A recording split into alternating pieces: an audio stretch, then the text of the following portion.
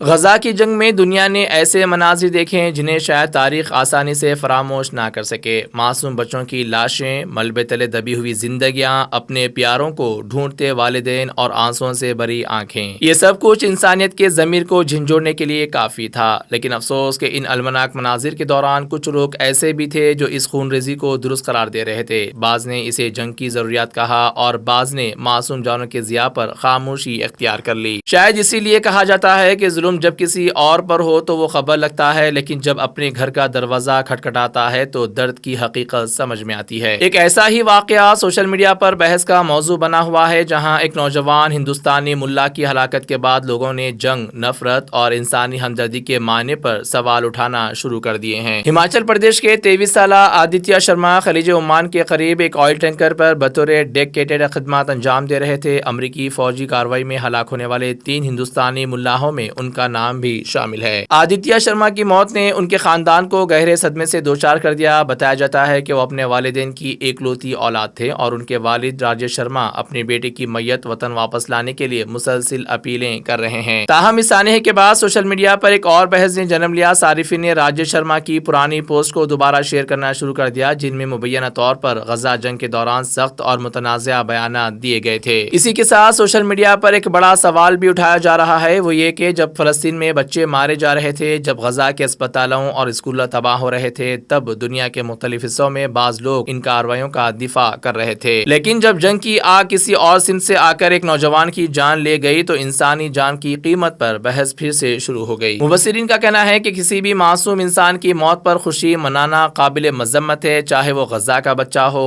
اسرائیل کا شہری ہو، ایران کا باشندہ ہو یا ہندوستان کا ایک نوجوان ملا۔ انسانی جان کی حرمت ہر جگہ یکساں ہونی چاہیے۔ سوشل میڈیا پر اگرچہ مختلف آراء سامنے آ رہی ہیں، لیکن ایک بڑی تعداد یہ کہہ رہی ہے کہ کسی باپ کے جوان بیٹے کی موت کو سیاسی بحث یا نظریاتی جنگ کا ہتھیار نہیں بنانا چاہیے۔ اولاد کا غم غم ہی ہوتا ہے، ایک ماں کی آہ، ایک باپ کا درد، ایک خاندان کی ٹوٹتی ہوئی امیدیں کسی مذہب، قومیت یا سیاسی نظریے کی محتاج نہیں ہوتی۔ لیکن اس واقعے نے ایک بار پھر یہ یاد دلا دیا کہ دنیا کے کسی بھی کونے میں ہونے والے ظلم، جنگ اور معصوم جانوں کے ضیاء کی حمایت نہیں کی جانی چاہیے، کیونکہ جب ہم دوسروں کے درد پر خاموش رہتے ہیں یا اسے جائز قرار دیتے ہیں تو انسانیت کمزور ہوتی ہے۔ اصول ایک ہی ہونا چاہیے، معصوم جان ہوتی ہے، چاہے وہ غزہ میں ہو، تہران میں ہو یا ہماچل پردیش میں۔ مزید خبروں کے لیے ہمارے چینل منصف نیوز 24x7 کو دیکھتے رہیے۔ اگر ویڈیو اچھی لگی تو لائک کریں، شیئر کریں اور چینل کو سبسکرائب کریں۔